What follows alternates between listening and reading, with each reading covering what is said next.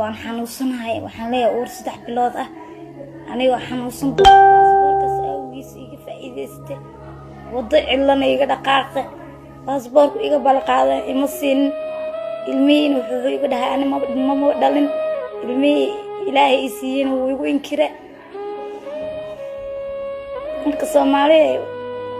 midaas aniga eesto xanuunsan oo Greek joogo xaaladaas ku suganahay